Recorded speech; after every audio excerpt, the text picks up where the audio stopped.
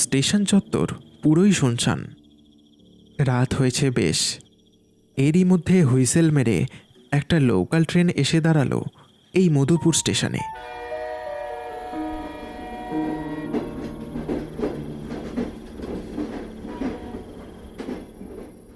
Train থেকে দুটো জোয়ান ছেলে নেমে দাঁড়ালো। দুজনেরই হাতে দুটো বড় বড় সুটকেস। এদিক ওদিক একবার ভালো করে দেখে নিয়ে তারা স্টেশনের বাইরে বেরিয়ে পড়ল। স্টেশনের বাইরেটাও বেশ একটু নির্জন। দূরে আধারের মধ্যে একটা অটো যেন দাঁড়িয়ে আছে। তারা দুজনেই এগিয়ে গেল সেদিকে। এই যে, ভাড়া যাবে? অটোওয়ালা অটো থেকে নেমে তাদের সামনে এসে দাঁড়ালো। হ্যাঁ যাব, তবে ডবল ভাড়া লাগবে। শ্যামল লক্ষ্য করল লোকটার গায়ের জামায় গাঢ় রঙের মতো কিসের যেন দাগ লেগে রয়েছে। সে ব্যাপারটা বেশি কান করল না। হরিশ এবার বলল, হ্যাঁ দেব দেব, কিন্তু একটা শর্ত আছে। যে কি শর্ত? আরে বেশ তো, বলুন না, কি ব্যাপার? আমরা বিচ্ছেদ ব্যাংকের লোক, কলকাতা থেকে আসছি। এই আমাদের ব্যাংকে কিছু কাজ আছে। কাজটা খুবই সামান্য, তবে কাজ হয়ে গেলে আবার কিন্তু আমাদের এই স্টেশনে ছেড়ে দিয়ে যেতে হবে তোমাকে। তাহলে এই ডবল দেব, মানে ভাড়া। অটোওয়ালা যেন একটু সন্দেহের চোখেই তাদের দেখে নিল। তারপর বলল, আচ্ছা আচ্ছা, বেশ বেশ, ঠিক আছে, চলুন। তারা ভাবতে পারেনি লোকটা এত সহজে রাজি হয়ে যাবে। কিন্তু তারা ব্যাংকের লোক শুনেই যেন অটোওয়ালার মুখটা একটু চুপসে গেল।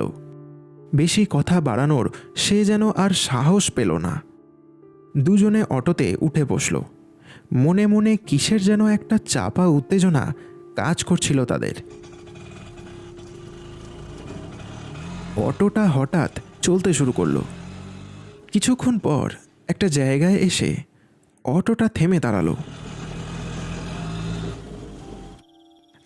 এই যে বাবুরা, চলেই এসেছে আপনাদের ব্যাংক। ওই যে দূরে দেখতে পাচ্ছেন, ওই যে টিম টিম করে আলো জ্বলছে, ওটাই আপনাদের ওই বিচ্ছেদ ব্যাংক। আরে অদ্ভুত লোক তো আপনি! আরে ব্যাংকের সামনেই তো নামাতে পারতেন, এত দূরে কেন নামালেন? আরে বাবু, শর্ত অনুযায়ী আমি তো আপনাদের গন্তব্যে পৌঁছে দিয়েছি, তাই না? শর্তে তো আর আপনারা এটা বলেননি যে কোথায় নামাতে হবে। আমি এই জায়গাতেই দাঁড়িয়ে থাকবো, আপনারা যান, কাজ মিটিয়ে আসুন। দুজনের মধ্যে কেউই আর বেশি কথা বাড়ালো না। এরম লোকের সাথে তর্কে না যাওয়াই ভালো। বেকার ঝামেলা করলে এখন চলবে না। দরকারি কাজ মাথা ঠান্ডা রেখে করে ভালোই ভালোই বেরোতে হবে। এই লোকটাকে বেশি ঘাঁটালে তাদেরই বিপদে পড়তে হবে শেষ পর্যন্ত। তাই তারা আর কোনো কথা না বলে হেঁটে চলে গেল ব্যাংকটার দিকে। দুজনে ব্যাংকের মূল দরজার সামনে গিয়ে দাঁড়ালো। দেখল পাশে একটা লোক চেয়ারে বসে ঢুলছে। লোকটা কি এখানেই বসেছিল? হয়তো দূর থেকে তারা ঠিক লক্ষ্য করেনি। লোকটা এই ব্যাংকেরই দারোয়ান। একা বসে থেকে থেকে ঢুলে পড়েছে। তারা আর তাকে জাগালো না। দরজার দিকে এগিয়ে গেল, কিন্তু দেখল দরজায় তালা ঝুলছে। তারা দুজন একে অপরের দিকে তাকালো। ঠিক তখনই পিছন থেকে কে যেন তাদের ডেকে বলল, কে কে আপনারা, কি চাই? পিছনে ফিরতেই তারা দেখল ওই দারোয়ানটা কখন যেন চুপি সারে সে এসে দাঁড়িয়েছে। আমরা বিচ্ছেদ ব্যাংকের হেড অফিস থেকে আসছি, কিছু গুরুত্বপূর্ণ কাজ আছে। দাঁড়িয়ে না থেকে ব্যাংকের তালাটা খুলুন মশাই, কাজ মিটিয়ে আমাদের বাড়িও তো ফিরতে হবে। ঢুলু ঢুলু চোখে লোকটা তাদের গলায় ঝুলতে থাকা আই কার্ডের দিকে একবার তাকিয়ে নিল। তারপর বলল,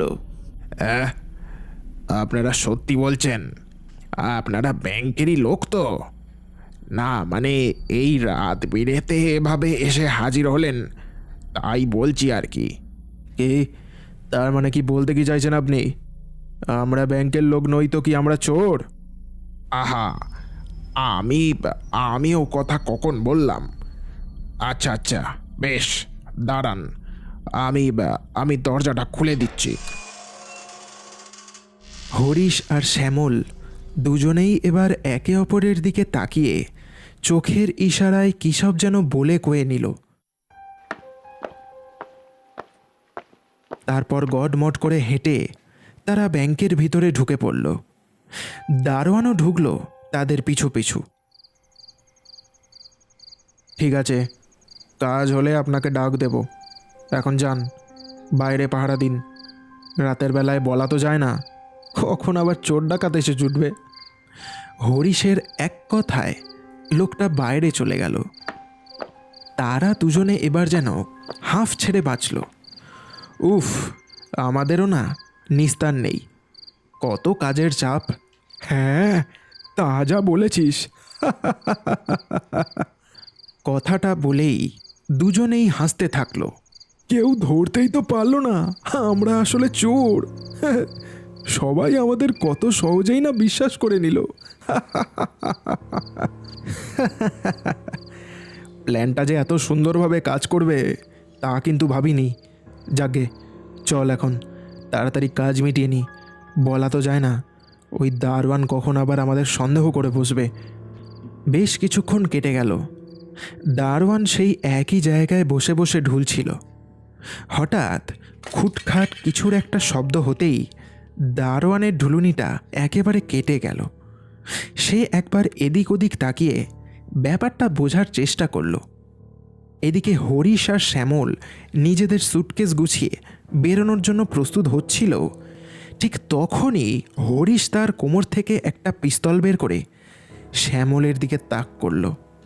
এ কি কি কি কি- কি- কি- কি করছিসটা কি হরিশ? হ্যাঁ, তোকে যে আজ মরতে হবে বন্ধু। এ এ, তার মানে তুই এখন আমাকে আমাকে খুন করবি? হ্যাঁ বন্ধু, তোকে নিয়ে এখানে এসেছিলাম যাতে তোর সাহায্য নিয়ে আমি আমার কাজটা সহজে মিটিয়ে নিতে পারি। তোকে তো আমি একটা কানা করিও দেব না, কিন্তু তুই তো সেটা মেনে নিবি না। তাই আর কি, এই কাজটা করতে আমি বাধ্য হলাম। কি আর করব বল, টাকা টাকা জিনিসটাই তো এমন। টাকার লোভ মানুষকে কত কিছুই না বাধ্য করে করতে। না না না হরিশ, না, এটা এটা তুই করিস না। আমাকে আমাকে ছেড়ে দে। হরিশের মাথা তখন টাকার নেশায় খারাপ হয়ে গেছে। সে আর একটু কিছুও ভাবল না। পাগলের মতো সে শ্যামলের দিকে তাক করে তুলে ধরল তার বন্দুকটা। তারপর গুলি ছুড়ল 2-3 রাউন্ড মতো। সবকটাই সোজা বুকে গিয়ে লাগলো, কিন্তু শ্যামলের না। শ্যামল তো নিজেকে বাঁচিয়ে ছিটকে গিয়ে পড়েছে এক পাশে। তার গায়ে একটুও কোনো রকম চোট লাগেনি। শ্যামল এবার ভালো করে লক্ষ্য করল। তারপর দেখল ওই দারোয়ান কখন যেন তার ঠিক পিছনে এসে দাঁড়িয়েছিল। হরিশের গুলিগুলো সবকটাই সোজা তার বুকে গিয়ে লেগেছে। দারোয়ানের শরীরটা এবার ঝপ করে লুটিয়ে পড়ল মেঝের ওপর। এটা এটা কি হলো? এবার এবার কি কি কি হবে? হ্যাঁ হরিশ, তুই তুই তুই মর। ফাঁসলে তো তুই ফাঁসবি। আমি আমি গেলাম। শ্যামল পড়ে থাকা একটা সুটকেস তুলে পালাতে যাচ্ছিল। ঠিক তখনই সে দেখল ওই দারোয়ান হঠাৎ হরিশের সামনে গিয়ে দাঁড়িয়েছে। হরিশ ততক্ষণে ভয়ে কাঠ হয়ে গেছে। এ এ কি, এটা কি করে সম্ভব? এই মাত্র তো লোকটা মারা গেল। তাহলে তাহলে লোকটা উঠে দাঁড়ালো কি করে? এই এই আপনি আপনি আপনি বেঁচে উঠলেন কি করে? এটা কি করে হতে পারে? আমার বন্দুকের গুলিগুলো তো সবকটাই আপনার বুকে গিয়ে লাগলো, তাহলে আপনি? কোথায়? আমার বুকে তো কোনো ক্ষতের চিহ্ন নেই। হরিশ এবার চেয়ে দেখল, সত্যি লোকটার বুকে গায়ে এমনকি কোনো জায়গাতেই কোনো কিছুরই দাগ নেই। কিন্তু এটা কি করে সম্ভব? মরা মানুষ কি বারবার মরে? বলুন দেখি। মানে মানে কি কি কি বলতে কি চাইছেন আপনি? আমি তো আপনার গুলি খেয়ে মরিনি মশাই, আমি তো মরেছি আজ সন্ধেবেলায়। একটা লোক এসে আমার বুকে ছুরি বসিয়ে পালিয়ে গেল। এখনো তো আমার বডিটা বাইরের একটা ঝোপের পাশে পড়ে আছে। বিশ্বাস না হলে দেখে আসুন না একবার। হঠাৎ দারোয়ান তার হাত দুটো লম্বা করে হরিশের গলাটা চেপে ধরল। হরিশ খাবি খেতে খেতে এবার দেখল লোকটার বুকে লেগে আছে একটা বড় আকারের ছোড়া। সে এসব দেখে আর সহ্য করতে পারল না। দম আটকে শেষ পর্যন্ত তার হৃদযন্ত্র বিকল হলো। দেহটা নেতিয়ে কাত হয়ে পড়ল একদিকে। শ্যামল কিছু বুঝতে পারল না কি আদিভৌতিক ঘটনা ঘটছে এখানে। সে আর বোঝার চেষ্টাও করল না। একটা সুটকেস তুলে কোনো রকমে সে ব্যাংক থেকে দৌড়ে বেরোলো। সে পালাতে গিয়ে কিছু যেন একটা দেখে থেমে দাঁড়ালো।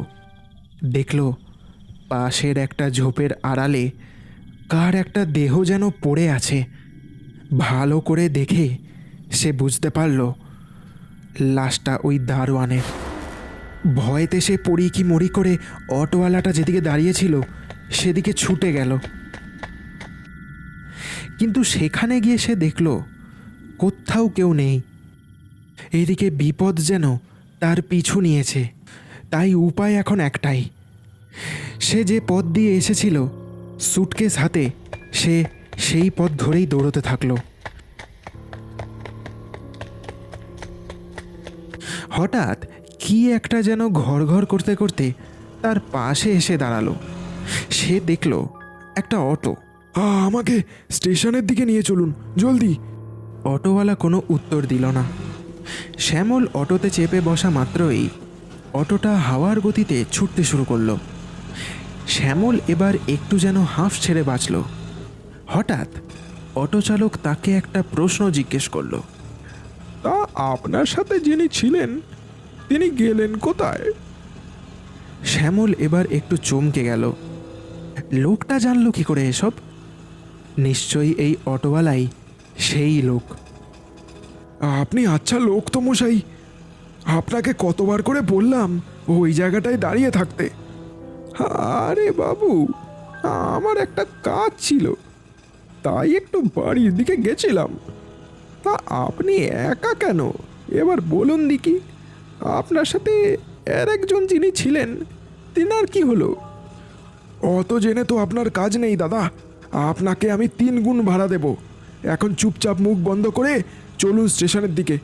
অটো চালক আর কোনো কথা বলল না, চুপ করে অটো চালাতে থাকলো। হঠাৎ শ্যামলের কেমন যেন একটা সন্দেহ হলো। অটোর গতি ক্রমশ বেড়েই চলেছে, আর হিসাব মতো তো এতক্ষণে তার স্টেশনে পৌঁছে যাবার কথা। লোকটা তাহলে কোথায় নিয়ে যাচ্ছে তাকে? লোকটা বুঝতে পেরে যায়নি তো? মনে হয় লোকটা তাকে সন্দেহ করেছে, তাই অটোটা হয়তো থানার দিকে নিয়ে যাচ্ছে।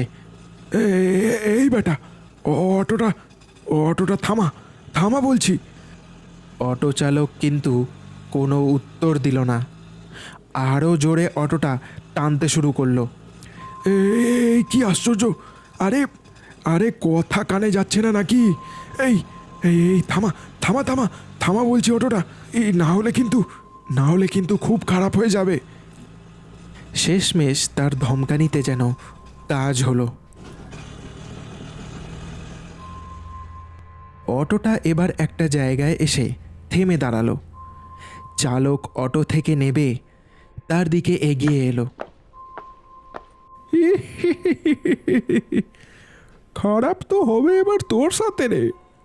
আমার তখনই কেমন সন্দেহ হয়েছিল, তাই বেশি কথা বাড়াইনি তোদের সাথে।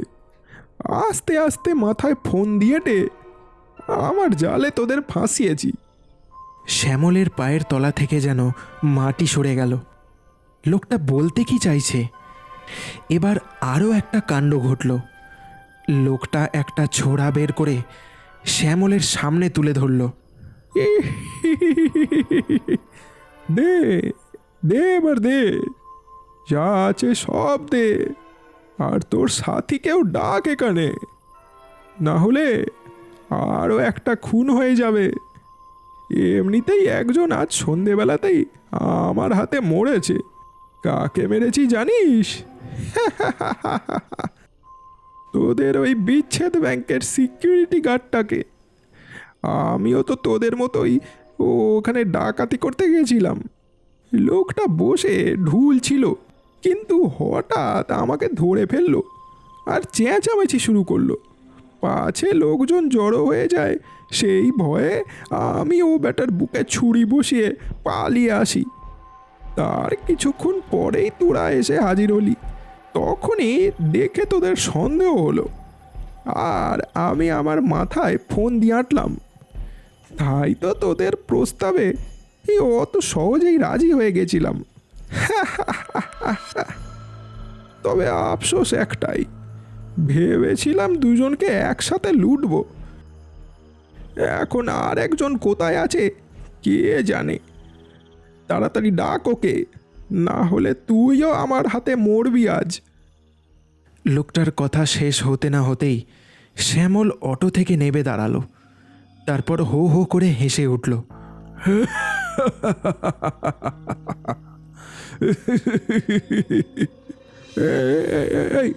কি রে, তোর তোর দেখছি হাসি পাচ্ছে।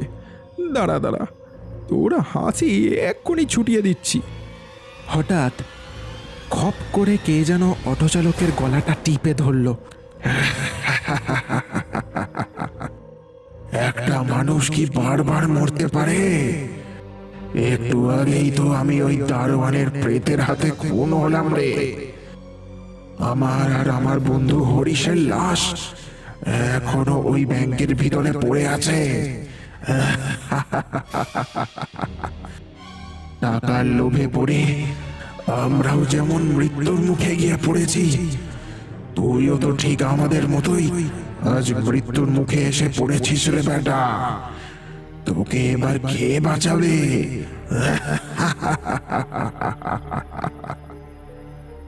আর বেশি সময় লাগলো না। শ্যামলের লম্বা হাতের চাপে চালকের ঘাটটা মট করে ভেঙে গেল। তারপর দেহটা এক পাশে ছুঁড়ে ফেলে দিল শ্যামল। আর রাগের সাথে শ্যামলের দেহটা বাতাসে মিশে গেল।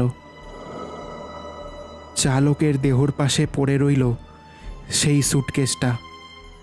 টাকার লোভ যে কি ভয়ানক হয় তা হয়তো শ্যামল সহ আর বাকি সবাইও বুঝতে পারল আজ।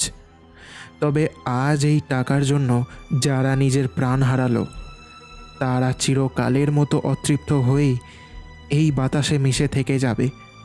কিন্তু তারা তাদের অসম্পূর্ণ থাকা কাজটা শেষ করার জন্যে হয়তো বারবার ফিরে আসার চেষ্টা করবে সাধারণ মানুষের রূপ ধারণ করে।